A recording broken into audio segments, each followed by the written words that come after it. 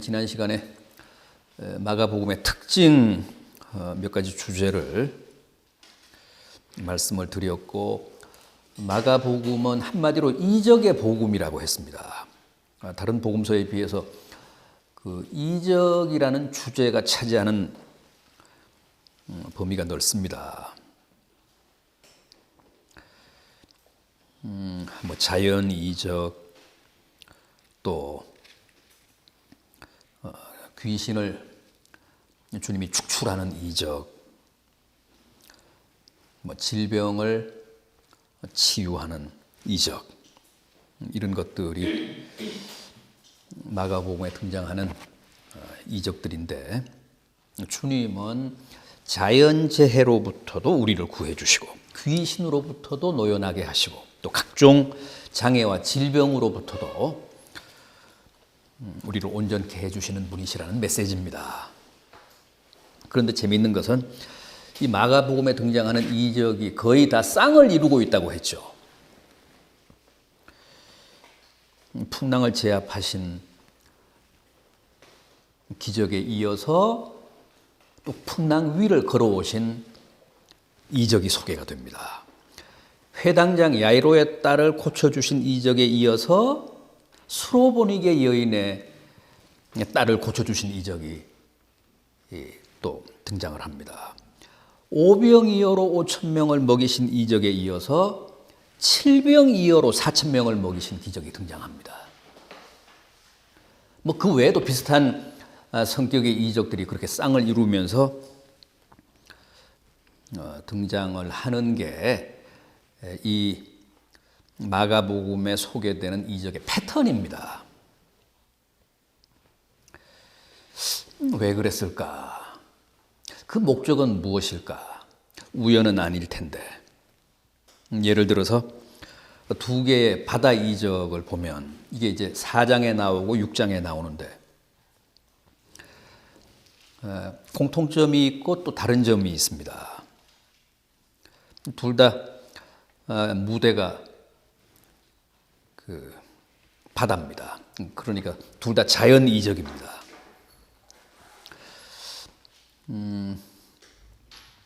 우선 차이점을 보면, 전자는 주님이 제자들과 함께 배 안에 계시다가 제자들이 깨워서 제자들이 절박하게 주님께 구원을 호소해서 이제 그들을 구해 주십니다. 주님이 주무시다가 일어나서 잠잠하라, 고요하라 그러면서 풍랑을 제압하심으로써 제자들을 구해 주십니다.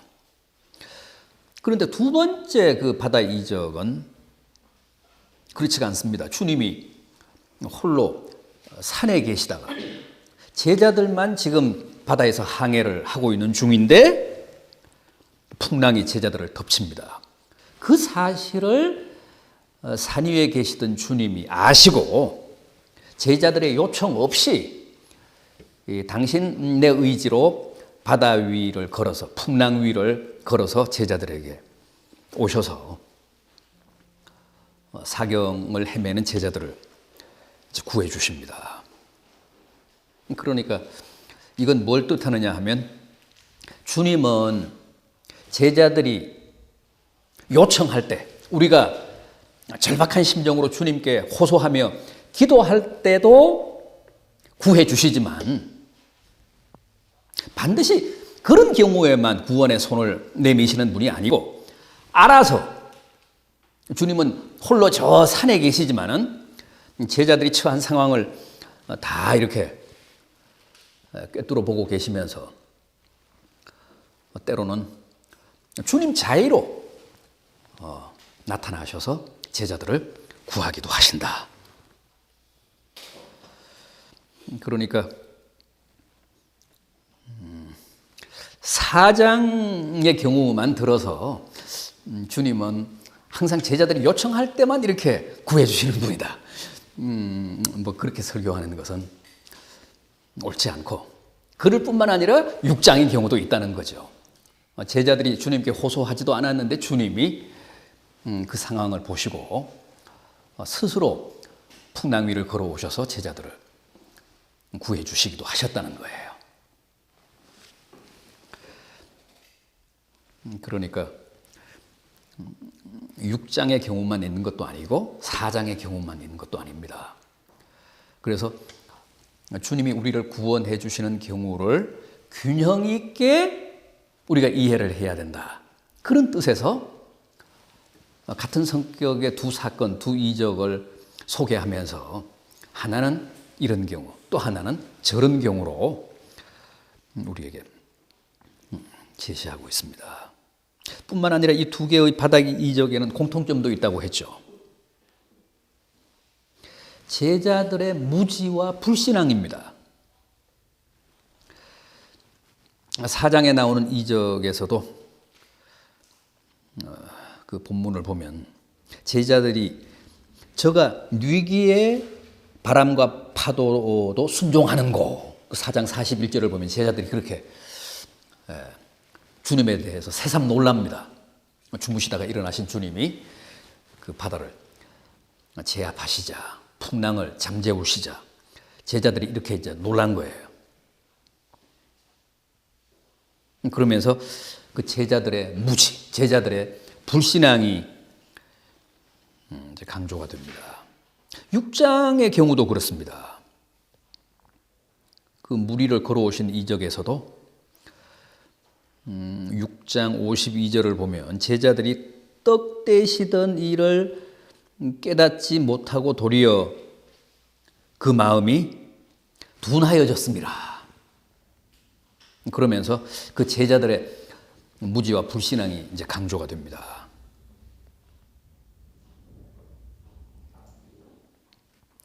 또 그 4장을 보면 주님이 제자들에게 그렇게 말씀을 하십니다. 어찌하여 이렇게 무서워하느냐? 너희가 어찌 믿음이 없느냐? 4장 40절에 주님이 제자들의 불신앙과 그 무지함을 그렇게 꾸짖습니다. 책망을 하십니다. 그런데 6장에도 보면 그런 대목이 나옵니다. 풍랑 위를 걸어서 주님이 나타나니까 제자들이 그 주님을 보고 놀라서 유령이라며 소리를 치잖아요. 그러면서 제자들 스스로 자신들의 그 불신앙을 폭로를 합니다. 이건 뭘 말합니까? 이 두 개의 이적이, 이 4장과 6장에 나타나는 바다의 이적, 이 두 개의 이적이 제자들의 믿음 때문에 주님이 구원해 주신 것은 아니라는 거예요.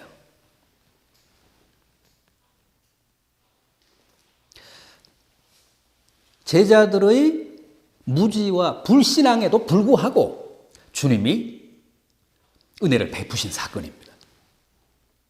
그러니까 구원은 주님의 일방적인 은혜지 절대 제자들의 구원의 보상이 아니라는 거죠.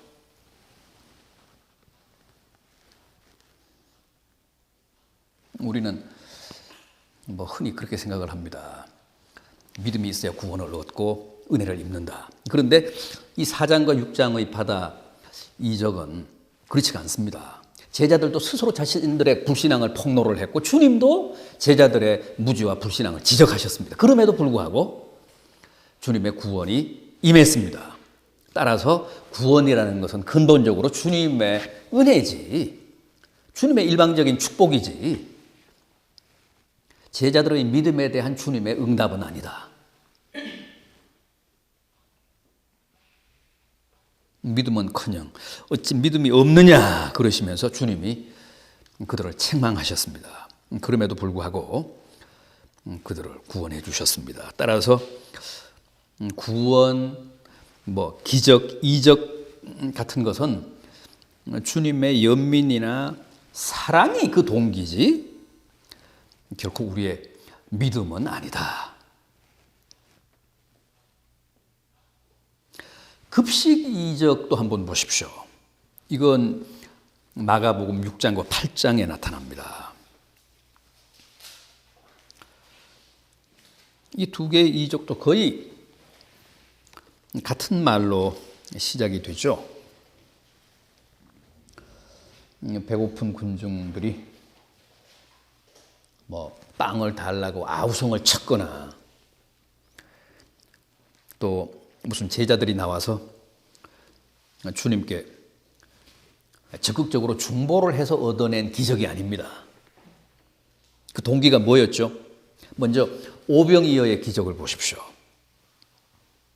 6장 34절을 보면 주님이 저들을 불쌍히 여기셨다 그럽니다. 마가복음 6장 34절.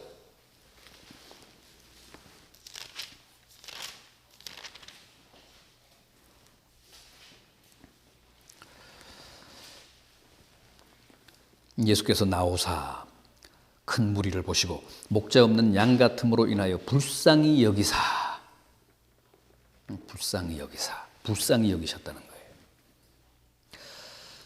칠병이어의 경우도 보십시오. 8장 2절입니다. 8장 2절. 내가 무리를 불쌍히 여기노라. 그들이 나와 함께 있은지 이미 사흘이 지났으나 먹을 것이 없도다. 그러니까 무리를 불쌍히 여기시는 주님의 연민. 이게 마가복음의 이적에서 나타나는 가장 큰 특색 가운데 하나입니다. 이적 수혜자들의 믿음이나 그 요구가 전혀 강조가 되지 않습니다. 1차적인 동기가 뭐냐 하면 주님의 동정심입니다.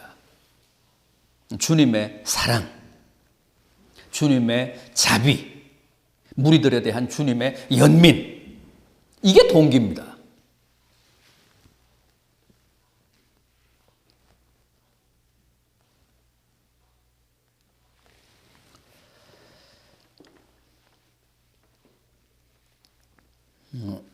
이 두 개의 급식 이적은 전에는 학자들이 이 마가가 오병이어 사건을 잘 모르고 중복해서 실었다. 원래는 이게 같은 사건인데 뭐 조금 수치가 좀 다를 뿐이었는데 이게 뭐 독립된 그런 이적인 줄 알고 두 개를 다 편집을 했다. 이제 뭐 그렇게 해석을 했습니다. 그렇게 주석을 했습니다. 그런데 마가는 절대 그런 사람은 아니었죠. 그렇게 분별 없는 편집자는 아니었습니다. 나름대로 확실한 의도가 있었고 또 편집 철학이 있었습니다.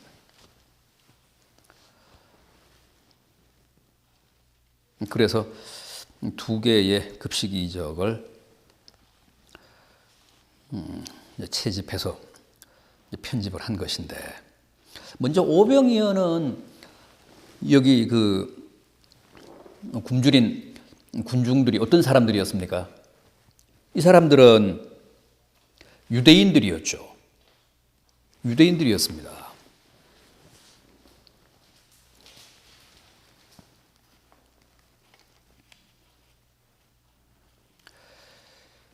그러나 칠병이어는요, 이방인들이었습니다. 오병이어의 무대는 갈릴리 벳세다였잖아요. 그러니까 당연히 유대인들이고, 칠병이어는 그 무대가 두로와 시돈이었습니다. 두로와 시돈 지방이었습니다. 그러니까 이방인들입니다.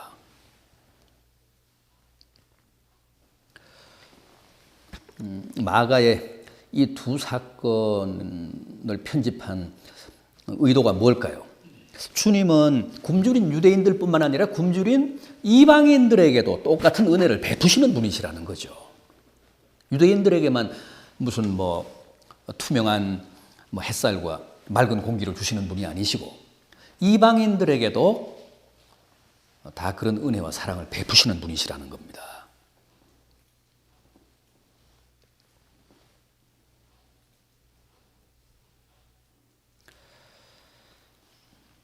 하나만 더 보면 7장과 8장에 두 장애인을 고치시는 사건이 또 나오죠. 이것도 이제 쌍인데, 먼저 7장 31절 이하에 나오는 장애인은 귀먹고 벙어리 된 장애인. 또 8장 22절 이하에 나오는 장애인은 장님입니다. 소경입니다. 먼저 공통점 어떤 게 있죠? 둘 다 이제 신체 장애라는 거. 한 사람은 듣지 못하고 말하지 못한다. 또 한 사람은 보지 못하는 장애인이다. 이게 신체 장애인이죠. 주님은 다친 귀와 또 굳은 혀와 또 가려진 눈을 다 고쳐주시는 분이시다. 그러니까 어떤 신체적 장애를 가진 환자라도 주님 앞에 나오면 다 고침을 얻을 수 있다. 주님은 뭐 전공이 귀다, 혹은 뭐 굳은 혀를 푸는데 탁월한 그런 능력이 있는 분이, 이게 아니라 신체 어떤 부위에 장애가 있든 주님은 다 손을 쓰실 수 있다.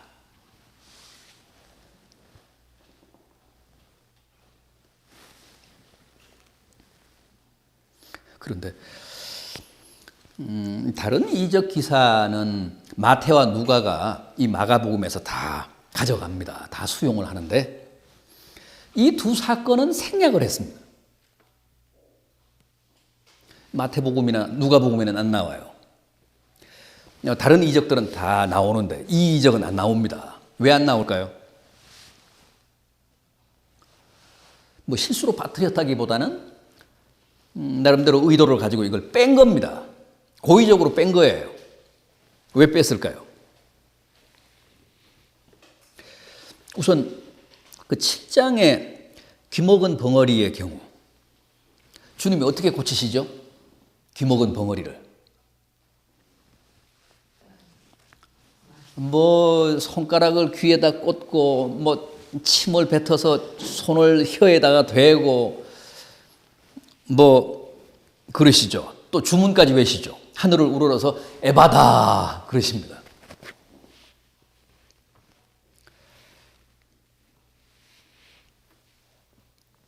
이게 거슬린다는 거예요. 이게 덜 기독교적이라는 거죠. 이게 좀 미신적이라는 거예요. 적어도 마태나 누가는 그렇게 느낀 겁니다. 그렇게 본 겁니다. 이게 상당히 주술적이라는, 주술적. 이교적이라는 거죠. 대개 이교도들은 이제 이런 식으로 하잖아요. 주술사들은 이런 식으로 하잖아요.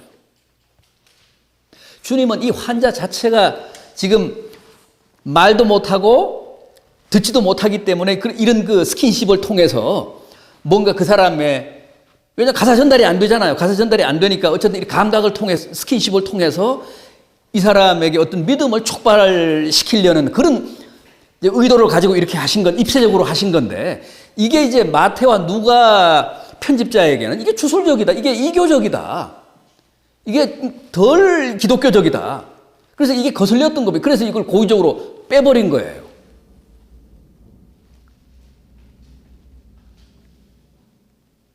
베세다의 맹인 같은 경우도 마찬가지잖아요.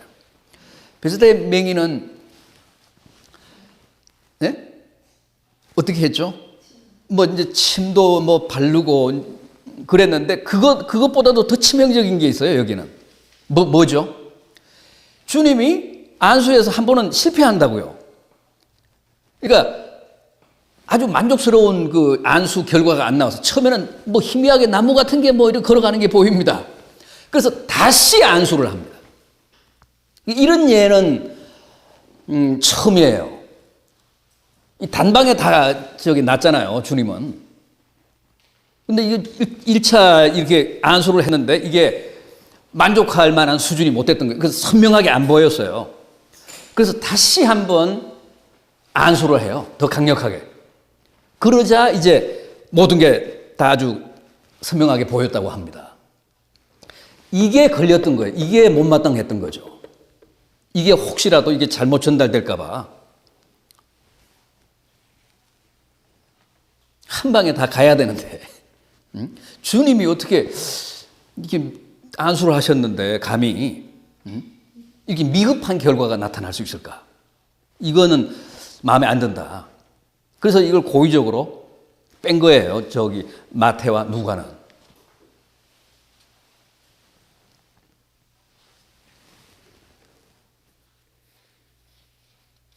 그거 왜 그랬을까요? 왜 처음에 선명하게 당장 안 보였을까?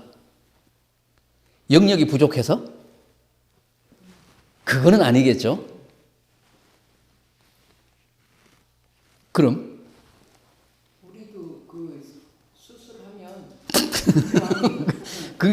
그건 수술 효과지. 주님의 안수 효과가 그래서 되겠냐고.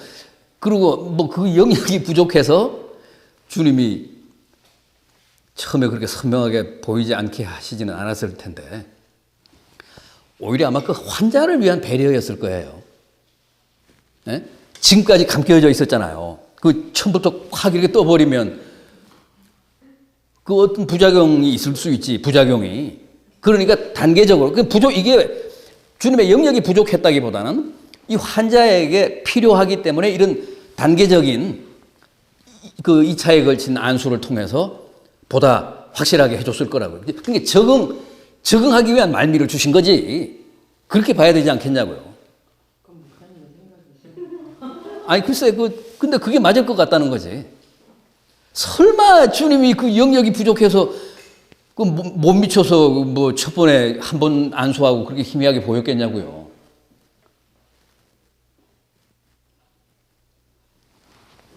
이건 뭐 내가 4권, 5권 정도 이렇게 주석을 보는데 답이 없던데. 왜 이 2번 안수를 해서 선명하게 보이게 하셨는지에 대한 그게 없던데. 그런데 어쨌든 굉장히 재미있는 대목이에요, 요건. 그런데 뭐 틀림없이 그 주님 쪽의 문제라기보다는 그 환자를 위한 배려였을 거라고요. 그렇잖아요. 눈이 갑자기 뜨여버리면 안 되잖아요. 어디 어두운 데서 암실에서 며칠 있다가 이렇게 그 나오는 사람들도 일단 눈을 덮잖아요. 그래서 서서히 조명에 적응을 하게끔 해야지, 빛에. 그럼 아마 이 정신적인 어떤 충격도 받을 거야. 갑자기 눈이 밝아지면.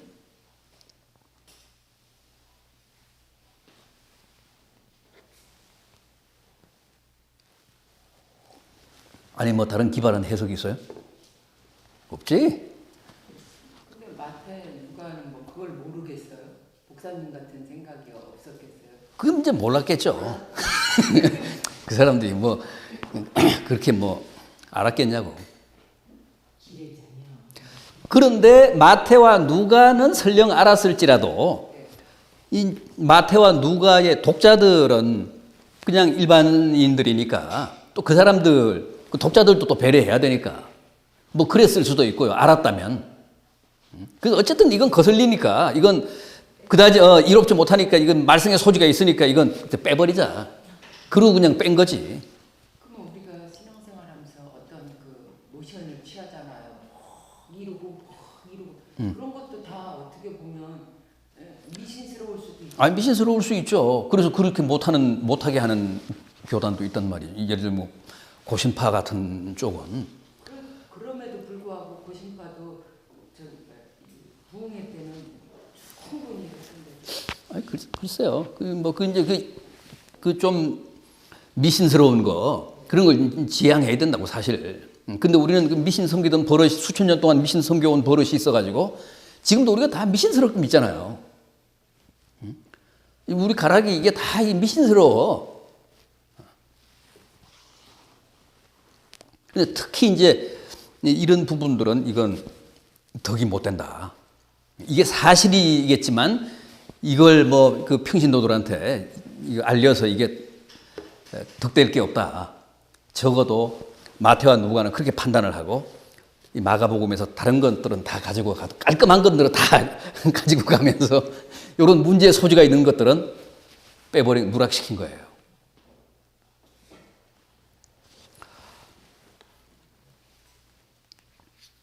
그러니까 우리가 복음서에 어떤 사건은 나오고 안 나오고 하는 거에도 그 배후를 살피면 다 거기에도 뜻이 있고 또 사연이 있고,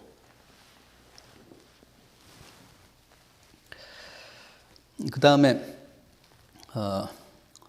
우리가 짚어볼 수 있는 마가복음의 이제 특징, 마지막 주제가 되겠는데,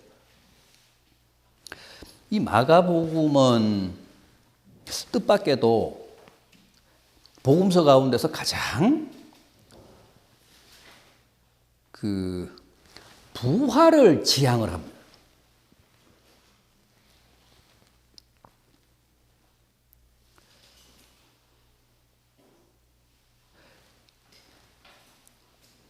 이건 이제 우리가 보면 그런 것들이 잘 안 보이지만, 학자들은 이 마가복음의 마가복음의 구조가 이게 다 부활 중심의 구조로 짜여져 있다고 보는 거예요. 그리고 마가복음의 전체 내용이 부활을 지향하고 있다고 봐요. 사실 복음서 가운데서 이 마가복음이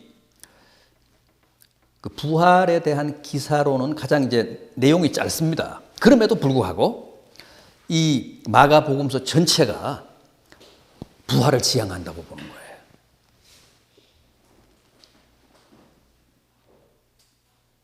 그래서 이 마가복음의 별명이 부활의 복음 혹은 승리의 복음.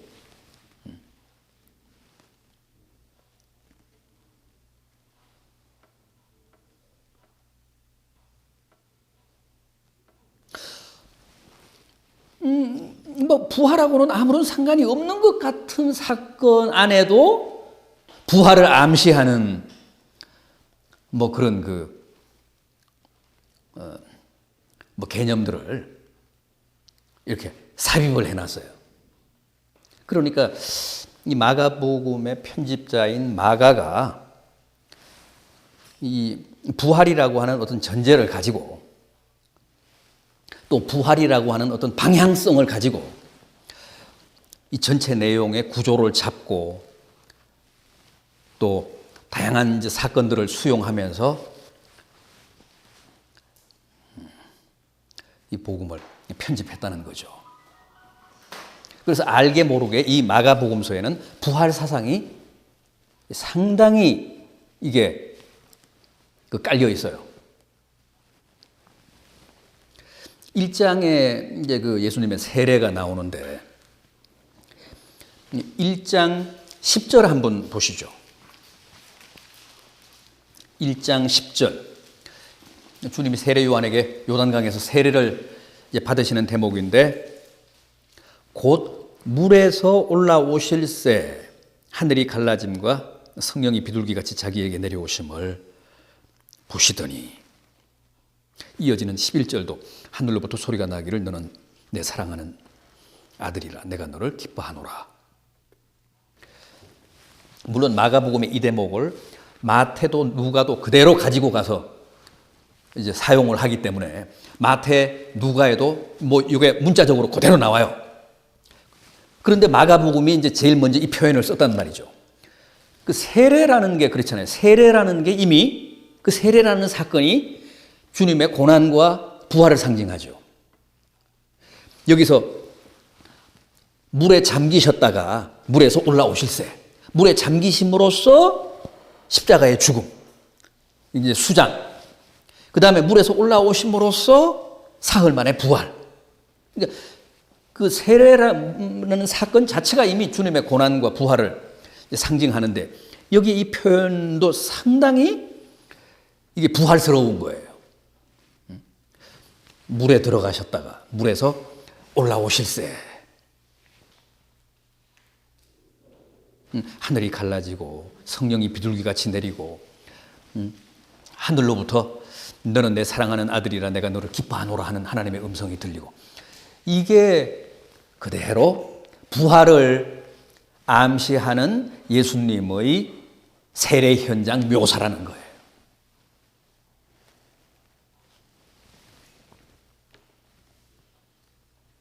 세례라는 사건 자체도 이미 부활을 상징하는 의식인데 그 세례에 대한 이런 그 묘사가 더욱 생생한 부활을 암시하고 있다. 부활을 하셔서 주님이 나중에 이제 승천하심으로 하나님 보좌 우편에서 하나님의 사랑을 받고 하나님이 기뻐하시는 지금 그 아들로 계시잖아요. 이런 모든 그 분위기가, 이런 그 어휘들이, 이런 표현과 묘사가 이게 다 부활 지향적이라는 거죠.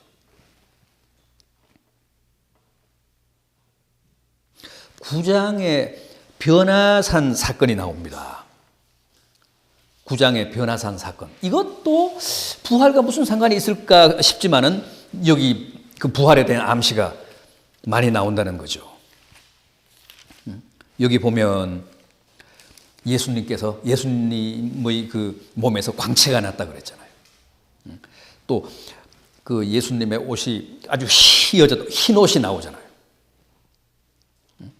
용모의 변화, 또 모세와 엘리야의 등장, 이건 다 부활 세계에서나 가능한 얘기잖아요.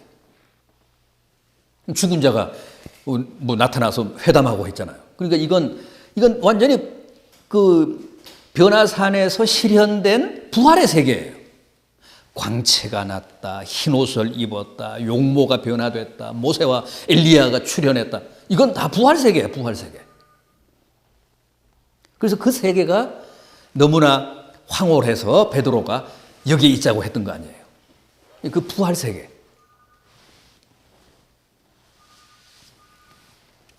그러면서 9장에서는 주님이 부활에 대해 2번이나 구체적으로 언급을 하시잖아요. 9장 9절 한번 보십시오. 9장 9절. 그들이 산에서 내려올 때에 예수께서 경고하시되 인자가 죽은 자 가운데서 살아날 때까지는 본 것을 아무에게도 이르지 말라. 죽은 자 가운데서 살아나신다.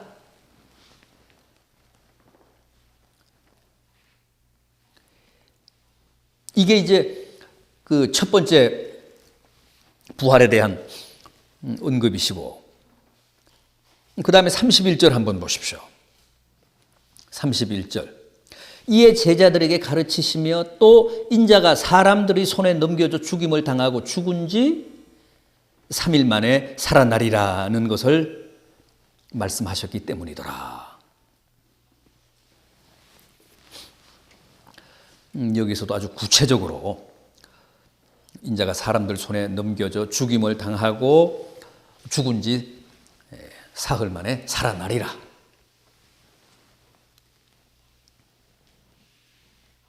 부활에 대한 주님의 언급도 어느 복음서보다도 많아요. 이 마가복음이. 12장에 주님과 사두개인들 간의 그 부활 논쟁이 나오죠.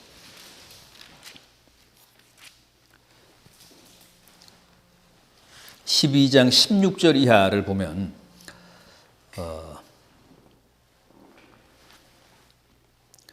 18장 이하를 보면 그 주님과 사두개인들 간의 부활 논쟁이 나옵니다. 사두개인들은 어떤 사람들이라고요? 부활을 안 믿는 사람들, 부활을 부정하는 사람들입니다. 이 사람들은 놀랍게도 부활을 부정하는 근거로 모세를 듭니다. 모세가 뭐라고 했다? 모세의 율법에 뭐가 있죠? 뭐 예를 들면 그 마지가 자손 없이 죽으면 그 동생이 형수하고 같이 살아야 돼요. 그런데 어떤 칠형제가 아들 없이 다 죽었다는 거죠. 한 여자하고 살다가.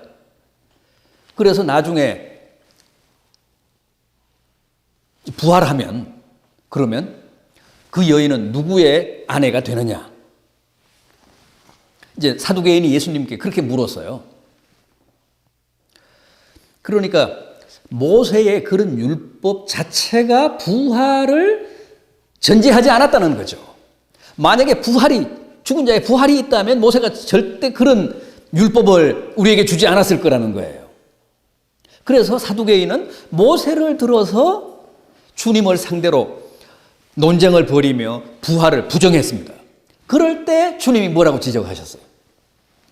그 율법이 잘못된 건 아니고 너희들이 무지해서 부활이 어떤 것인지를 지금 몰라서 그런 착각을 하고 있다. 뭐라고 하셨죠, 주님이?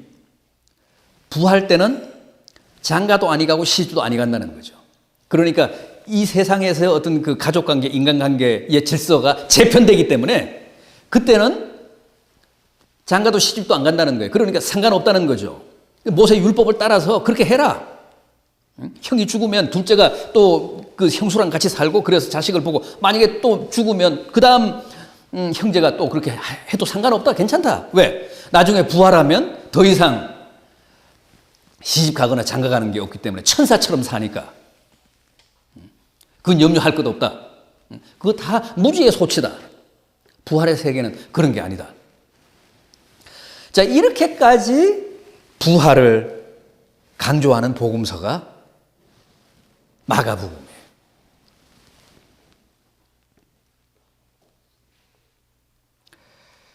뭐 이 외에도 주님을 고소할 때 사람들이 그랬잖아요. 뭐 사흘 만에 성전을 다시 짓겠다고 한 자다. 그것도 다 주님 부활을 염두에 두고 하신 말씀이었는데 군중들이 예수님을 고소할 빌미로 그렇게 법정에서 악의적으로 주님을 송사했습니다. 그러니까 이 마가복음은 모든 사건이 이렇게 부활을 지향하고 있습니다. 그래서 부활의 복음이고 승리의 복음이에요. 이게 또 마가복음의 중요한 특징 가운데 하나라는 것. 네, 이렇게 해서 마가복음서의 특징을 끝으로 일단 마무리를 하도록 하겠습니다.